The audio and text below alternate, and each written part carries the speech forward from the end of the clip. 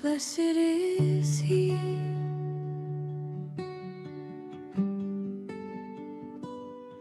blessed is he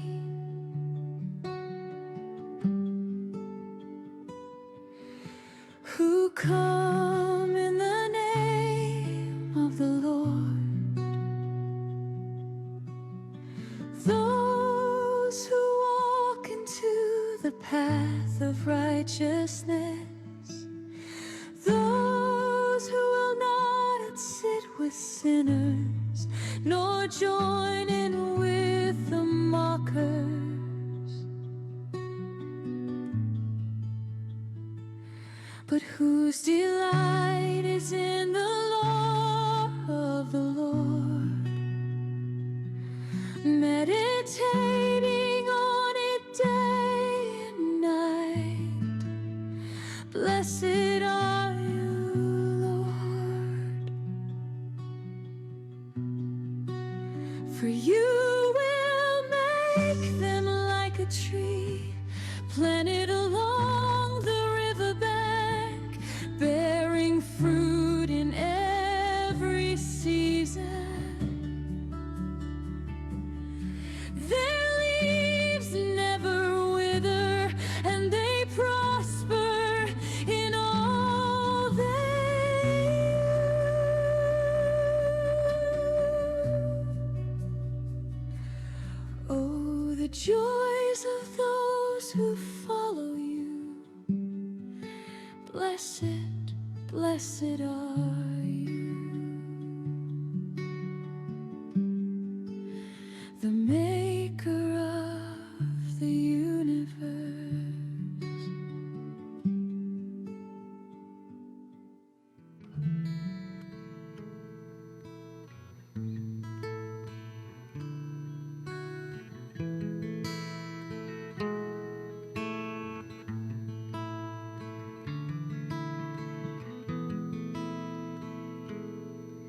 Oh Lord, you're beautiful. Your face is all I see, and when your eyes are on this child, your grace abounds to me.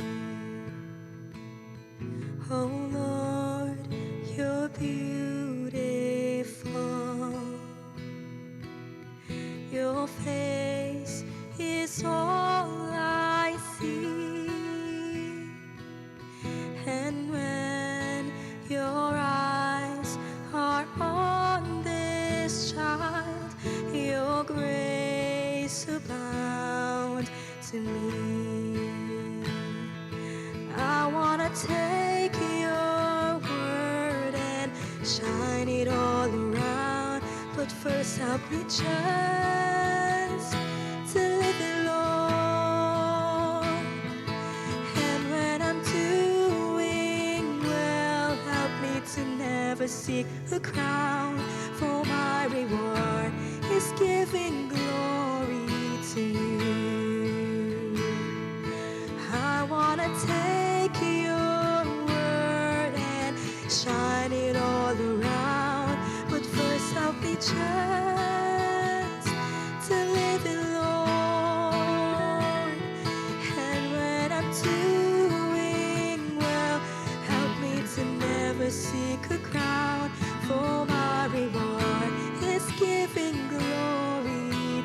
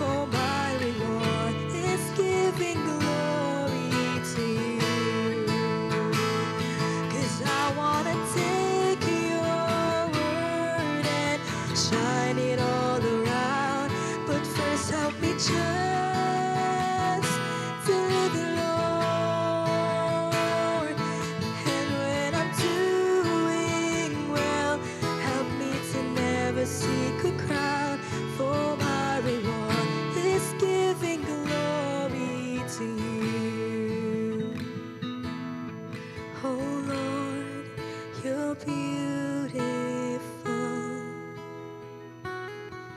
Your face is all I see. And when your eyes are on this child, your grace abounds to me. Your grace abound to me.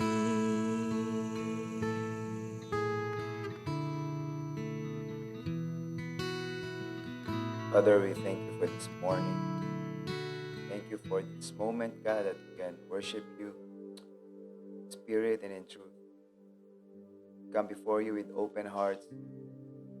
We declare that in these last days, God, we will remain awake, alert, and faithful.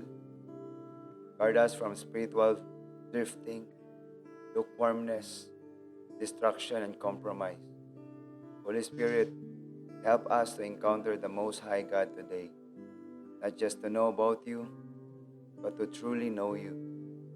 Reveal your character to us. Correct us where we need correction. Restore what has grown cold in us, Lord, and realign us with your purpose. We declare, God, a heart like yours for the harvest and courage to us to stand in spiritual battles. Let your words speak, your presence transform us, and your spirit lead us. In Yahushua's name we pray. Amen and amen. Perfect morning, TGFM Nation! Perfect morning, mingaw man. Perfect day. So, also no sa ato ang mga masugid na taga-subaybay po sa ating mga Facebook, YouTube and TGFM app. So, perfect morning to everyone. And um, today po, bali, this month rather, no, we welcome you again to this month. This month is the month of encounters, no, as declared by Pastor Roy Oliveros. So, shout out nga po pala to our dear pastors, Pastor Roy and Rochelle Oliveros. Thank you for this privilege, to speak in behalf of you in this morning prayer.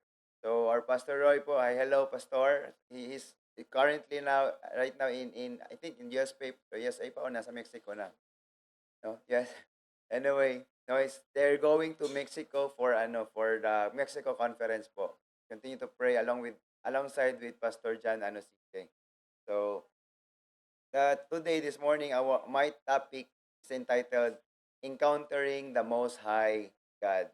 So who among you here are optimistic, on fire, and excited for the month of encounters? Yes, no, because this month is not just declared as the month of encounter, but indeed this month, no, we will be experiencing encounters, no, kita mismo, and even no, our divine encounter is set, no, scheduled on August 21, 22, and 23 for the women's encounter, and for the men's encounter, it would be on August 28, 29, and 30. And be excited because next week, August 15, we will have our Ignite. So, that is so exciting kasi nga, that would be, hingita natin yung first fruit natin sa ating Holy Ghost project. No? So, very exciting. So, I have shared actually in this platform last time about overcoming the habit of drifting. So, sometimes, di ba, the most dangerous condition of a believer is not when you totally move away from God, but when you slowly lose the appetite, the zeal, and the excitement to encounter God daily. So, no, pwedeng andito ka pa rin sa church, nakikinig pa rin sa word, umaattend pa rin ng mga gatherings, trainings, maybe even serving in ministry. But somewhere along the way, the fire is no longer the same. The hunger is no longer the same. And the intimacy with God is slowly fading. Just like the church in Laodicea, di ba? They did not reject Christ outright. Instead, their passion gradually faded. dumating na lang sa point in their lives that they were no longer on fire for God. So, wag tayong ganun. No, ala yan dito. I declare. So, and sometimes, no, the reason why we drift is because we have become familiar with what, no, we already know about God. We know God as Savior, Provider, Healer, Father, but we have stopped pursuing Him personally. And I do believe that the reason why many believers drift away from the truth is because they or we, no, so to speak, kasali ako doon, become familiar with God.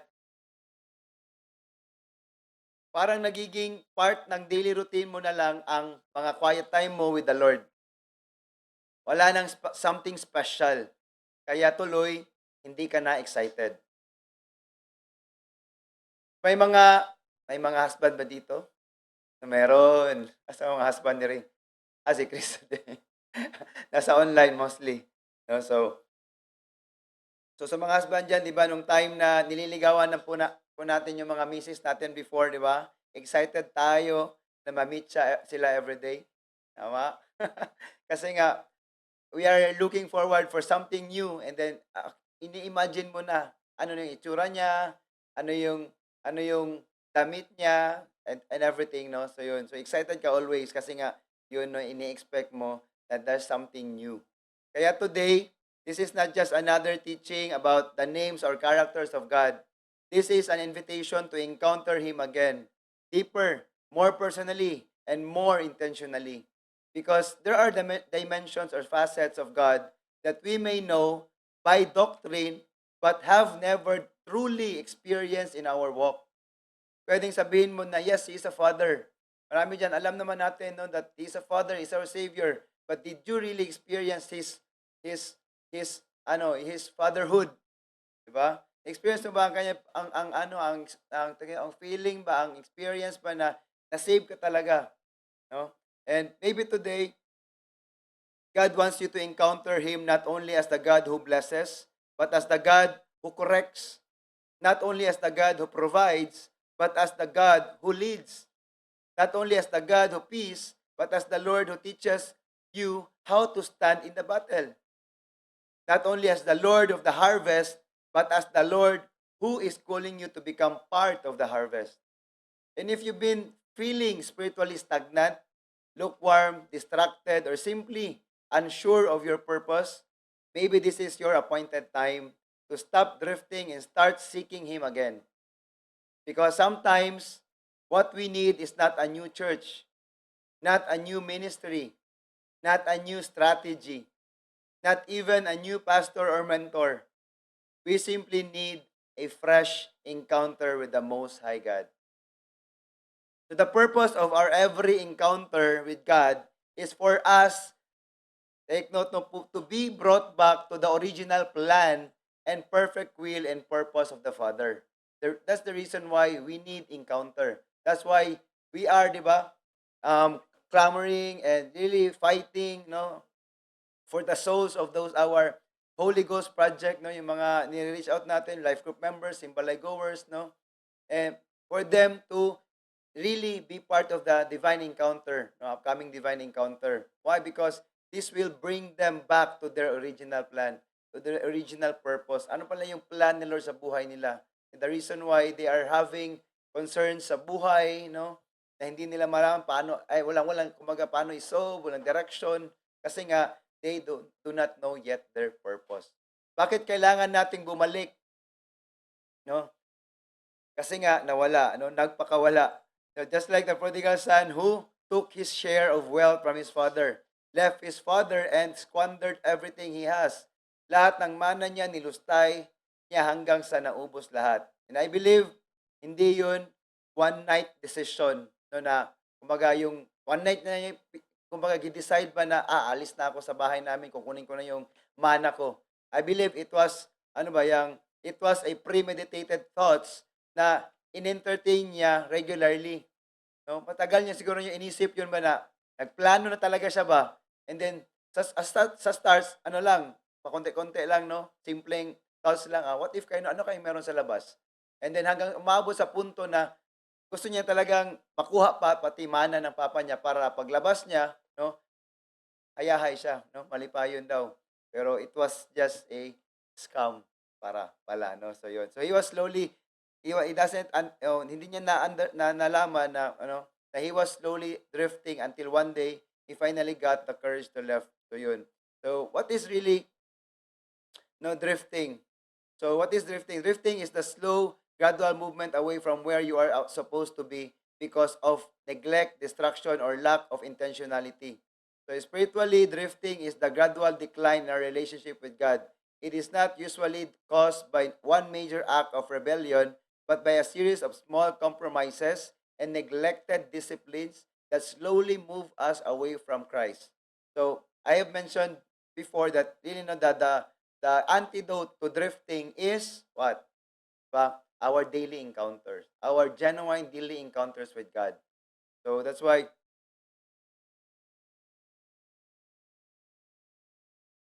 dito na sabi, every believer is in spiritual battle. The moment you got born again in the kingdom, you automatically enlist yourself as a soldier. That is why we need to be trained and equipped for the minor and major battles that awaits us. So na importante kayo no na naagyud ta kanunay no sa ato ang mga trainings and equippings. Why?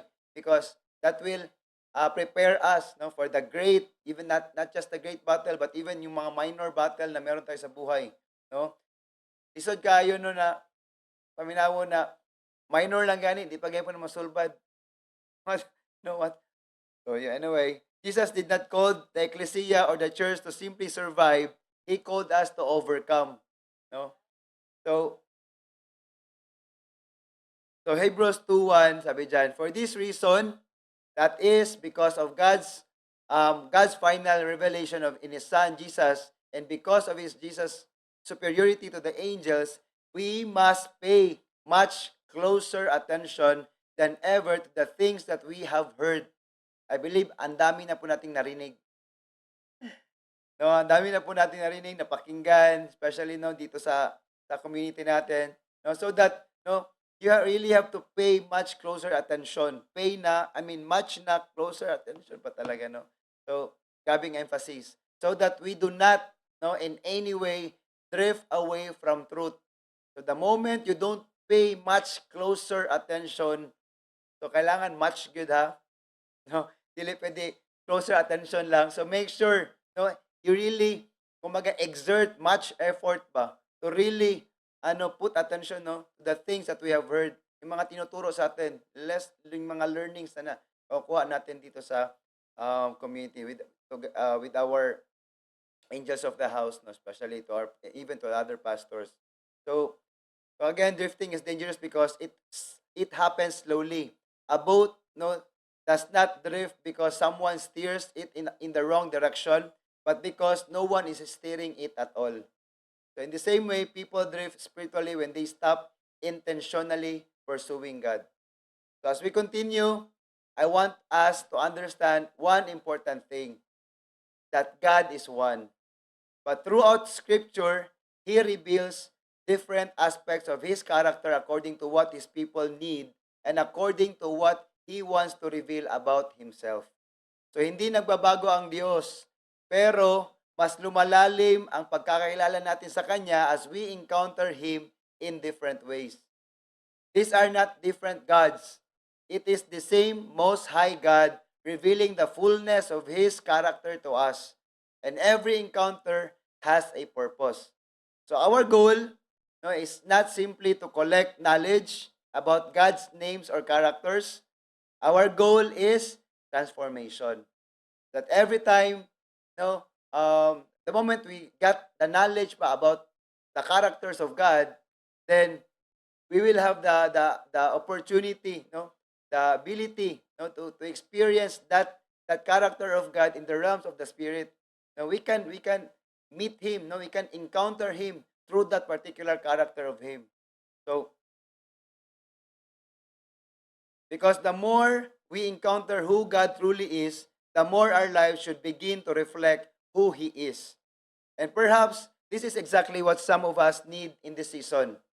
Not another information about God, but a fresh encounter with the Most High God that will awaken us from spiritual drifting. restore our hunger, realign our lives, and bring us back to His purpose. So if you are that kind of person right now na parang no, medyo nabugnaw na ka, no, nagpaminaw ka karon dira, no?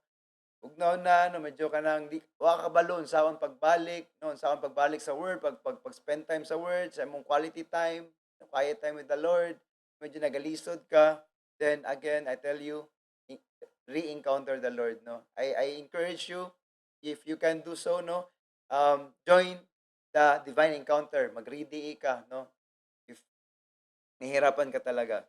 The more we know God's character, the more we can trust Him, obey Him, and reflect Him. So, John 17:3, "In this is eternal life, that they may know you, the only true God, in Jesus Christ whom you have sent."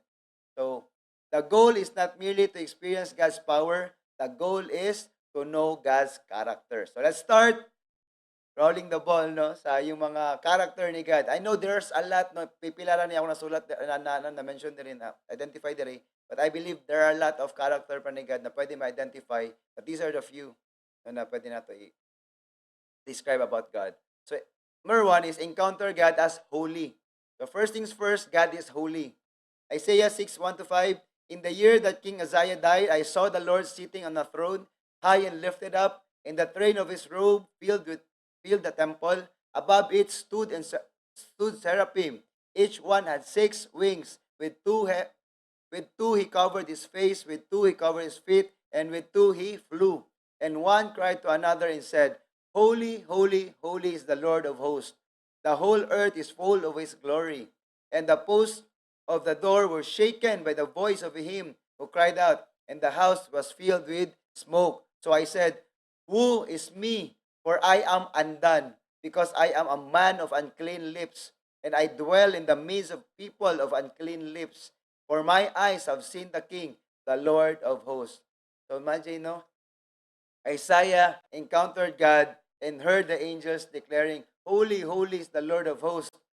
But Isaiah's response was not, no, dili, wala siya naingon na, wow, no, what a powerful experience, what an amazing sight, no, ano ba, no, so wala, dili ka na yang response, but rather, his response was, who is me, for I am undone, no. When you will encounter God as holy, when He wants to, no, you will encounter God as holy when He wants to expose what needs to be surrendered and purified in your life. All those sins, those iniquities, no? No? Gusto niyang i-expose, no, sa iyo. The moment you encounter Him as the God who is holy. So when we encounter God's holiness, we become aware of our condition. Okay, so pag nakita mo talaga yan, automatic yan, no? Pag na-experience, na-encounter mo sa Lord as the God of holiness, no? Then, no, you will come to understand that really you are filthy, you're full of filth, no? Ang dumi mo, no? Ang dumi natin. No, we don't deserve Him. No, nandun yun. And then ang response mo dun is, no, when you encounter with God's holiness, it produces repentance. You will truly repent. So, now ask the Lord, no, this morning, this question, Lord, what in my life is not aligned with your holiness? So, ano ba yung mga hindi pa na-align sa holiness ni Lord sa buhay mo? So, align mo na yun. So, second, encounter God as the Father, as Father. So, Luke 15:20-24, yung time na, yung story sa prodigal son, yung bumalik na siya after na naka-realize siya, no?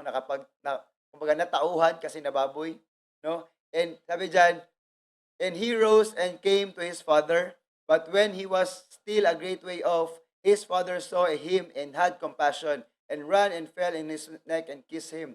And the son said to him, Father, I have sinned against heaven and in your sight, and I am no longer worthy to be called your son. But the father said to his servants, Bring out the best robe and put it on him, and put a ring on his hand and sandals on his feet, and bring the fatted calf here and kill it, and let us eat and be merry. For this my son was dead and is alive again. He was lost and is found, and they began to marry. So the prodigal son discovered that returning home, okay, meant returning to a father who was waiting for him for such a long time. And we know the story. His father, di ba, mismo, ran toward him. Diba? Siya yung talaga yung nauna, no? Na tumakbo talaga, no? Sa anak niya. Kung sugat yun niya. So this story reveals actually the heart of God. Kaano ka grabe, no? He would forget about everything that you have done, no, because of his love for us. That is that he is not only a king to obey, but he is a father who desires relationship. When you encounter God as Father, you don't approach him only because you need something. You come because diba, yung naiintindihan mo ba that you belong to him. So, number 3, encounter God as shepherd. Psalm 23:1, David said, diba, the Lord is my shepherd, I shall not want. When you say shepherd kasi, diba, sabi niya, I shall not want, meaning wala na siyang hahanapin pang iba. Wala na siyang kakailanganin pang iba. Because when you say a shepherd leads, a shepherd protects, a shepherd provides, a shepherd corrects. Okay? He rebukes as well. No? And a shepherd restores. Okay? So that's the characteristic of a shepherd. Sometimes our daily encounter with God is simply learning to say, Lord, lead me today. Dapat ganun lang naman, no? Yung mga times na when you encounter the Lord, no? Just have to say, Lord, lead me today. No? And hindi yung, Lord, bless me. No, bless me, bless me, bless me. No? Usually, ganun naman, no? Bless my direction. Yung mga, kumbaga, may plano ka na ba? May napili ka ng plan, may choices ka na, and then you ask for blessing. Hindi, dapat ganun, no? But rather, no, you can tell God, Lord, show me your direction and your agenda for today before making your choice. Dapat ganun. Okay? So number 4, encounter God as healer. So Exodus 15:26, and said, no, if you diligently heed the voice of the Lord your God and do what is right in his sight, give ears to his commandments and keep all his statutes, I will put none of the diseases on you which I have brought on the Egyptians, for I am the Lord who heals you. So, ano yung requirement? Diba? You diligently heed the voice of the Lord, do what is right in his sight, give ear to his commandments, and keep all his statutes. So God reveals himself as the one who restores, not just physical, but emotional, relational, even spiritual. No? And sometimes, God heals us by changing our circumstances. So other times, He strengthens us while we walk through them. So the important thing is, no, yung pinaka dapat mindset natin, di ba, every time we are experiencing yung mga untoward na mga feelings ba, no? So yung mga you just have to bring, every brokenness that you have, no, into his presence. So number 5, encounter God as peace. So Judges 6:22-24. So sabi diyan, then the Lord said to him, peace be with you. Do not fear, you shall not die. Sabihin mo sa katabi mo, you shall not die. Okay? So, Gideon built an altar there to the Lord and called it, the Lord is peace. To this day, it is still in Ophrah of the Abi's rights. So, yun. So, di ba?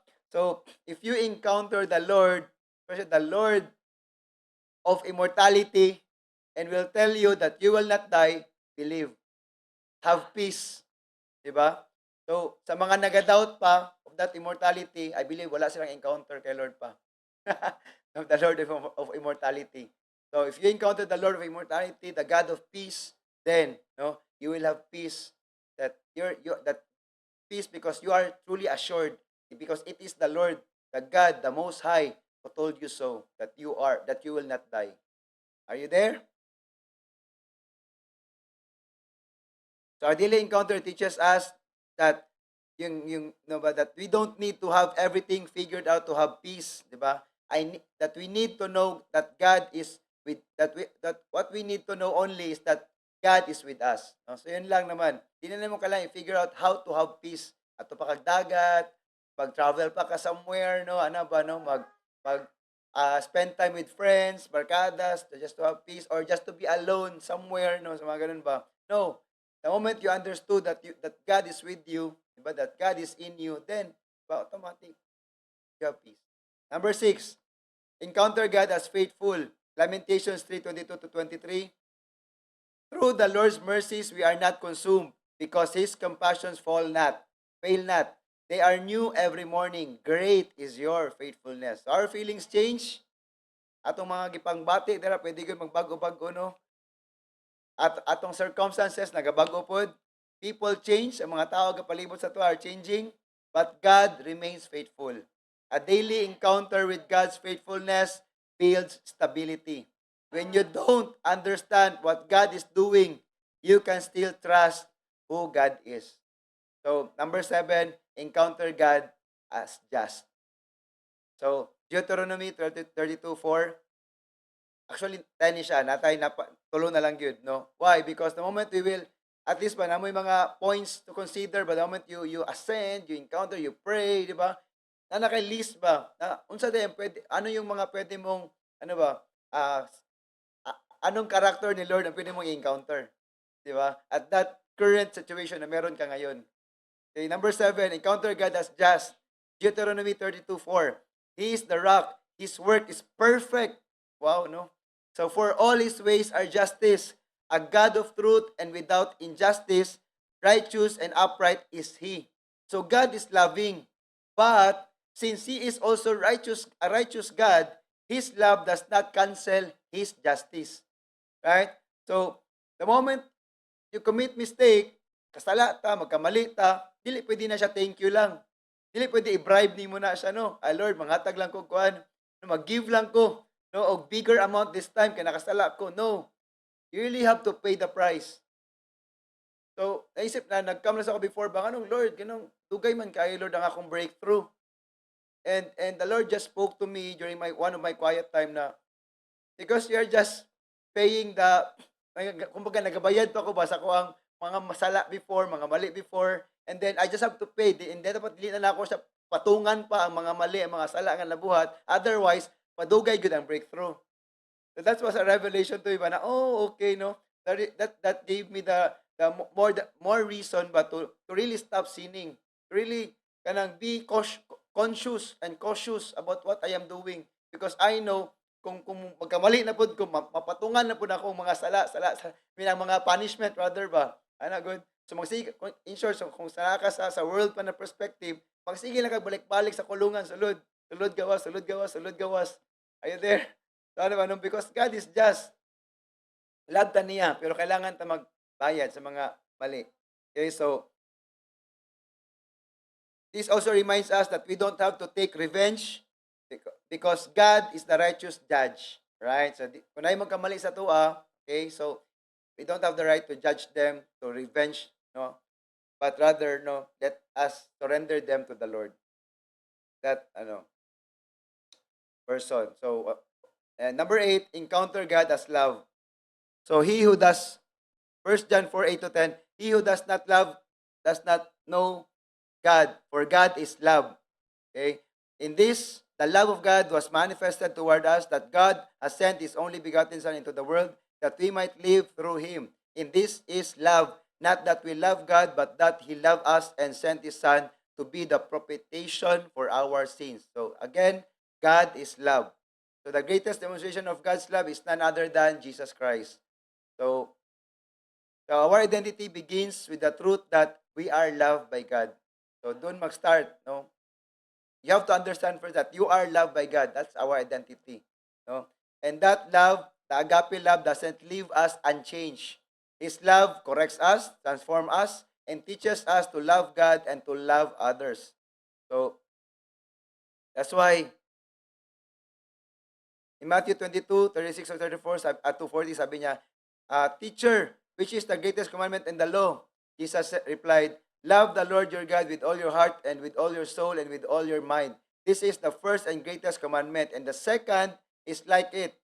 Love your neighbor as yourself. All the law and the prophets hang on these two commandments. So, diri na naka-anchor tanan ba na mga So gani ang mga prophets, ang laws na nato sa Bible no naagyo di tanan no. Kaning sa duha ka greatest commandment which is siya no, to love God and to love others. So which is yun no. So that's why 2 Corinthians 3:18 said, "But we all with unveiled face beholding as in a mirror the glory of the Lord are being transformed into the same image from glory to glory, just as by the Spirit of the Lord." Number 9, last two. So encounter God as the Lord of the harvest. So everyone I believe can relate because we are in the month of, di ba, 4 months of sowing and reaping. And hapit na itong harvest. Good. Di ba? Weeks to go. So Matthew 29:35 to 38, then Jesus went about all the cities and villages, teaching in their synagogues, preaching the gospel of the kingdom and healing every sickness and every disease among the people. But when he saw the multitudes, he was moved with compassion for them because they were weary and scattered, like sheep having no shepherd. Then he said to his disciples, "The harvest is truly plentiful, but the laborers are few. Therefore, pray to the Lord of the harvest to send out laborers into his harvest." So you will encounter him as the Lord of the harvest when he opens your eyes to people and gives you a burden for souls. Sino dito ang walang burden for souls? So you have to encounter the Lord of the harvest. I believe wala dito. So when you encounter the Lord of the harvest, you learn to go. No? Kung wala ka nag-go, encounter balik ang Lord of the harvest. No? Kung wala ka nag-do sa atong Holy Ghost project, then you must re-encounter the Lord of the harvest. And lastly, number 10, encounter God as the Lord of war. Exodus 15:3. The Lord is a man of war. The Lord is his name. So you will encounter him as the Lord of war when he teaches you that there are battles you cannot fight in your own strength and that you need to stand in faith, in prayer, and in obedience. And when you encounter the Lord of war, you learn to stand. Okay? In a while, we will be doing the warfare, later, and then have it in mind that, we are fighting, contending for, because we have the Lord of war. The daily encounter is not merely about having an experience with God. It is about beholding God until His character becomes visible in our character. That's the main goal. That His character will be visible. It will manifest in us. The snake. So don't just seek God's hand, seek His heart. Don't just seek what God can do. Seek to know who God is. Because the more we encounter His character, the more His character is formed in us. So, Father, we thank you for today. Thank you for your goodness, for your mercy, God, and for your faithfulness into our lives, Lord. Thank you, God, for your message today, Lord. In these last days, God, help us to remain awake, faithful, and close to you. Keep us from drifting and becoming lukewarm. Teach us, God, to abide in Christ, to obey your word, and walk daily in your presence. God, give us your heart for the harvest and strength to stand in every spiritual battles. May we not only, God, encounter you today, but carry your presence and character into our everyday lives. So today, God, wake us up. If we have become spiritually sleepy, awaken us. If we have become lukewarm, set our hearts on fire again. If we have been drifting, pull us back to the center of your will. If we have become distracted, refocus our eyes on Jesus. If we have lost our hunger for your word, restore that hunger. If we have lost our burden for souls, give us your heart again. Holy Spirit, search our hearts. Expose anything in us that has taken your place. Our flesh, our agenda, ourselves, and even our thoughts. Father, we don't want to be believers who simply survive in these last days. We want to be believers who remain faithful, fruitful, watchful, and ready for the coming of Jesus. We surrender this time to you, God. In Jesus' name, amen and amen. Perfect day, everyone. So, it's time, giving time. And lastly, we have to encounter the God as provider. Genesis 22:11-14. But the angel of the Lord called to him from heaven and said to Abraham, Abraham, Abraham. So he said, ito yung time na i-slay niya, no, i-offer niya, i-sacrifice niya si Isaac, his only son, no, kasi nga, yun yung command ni Lord, yung instruction ni Lord sa kanya. So he said, sabi niya, di ba, here I am. And he said, the Lord said to him, do not lay your hands on the lad, no, or do anything to him. For now I know that you fear God. Okay, do you fear God?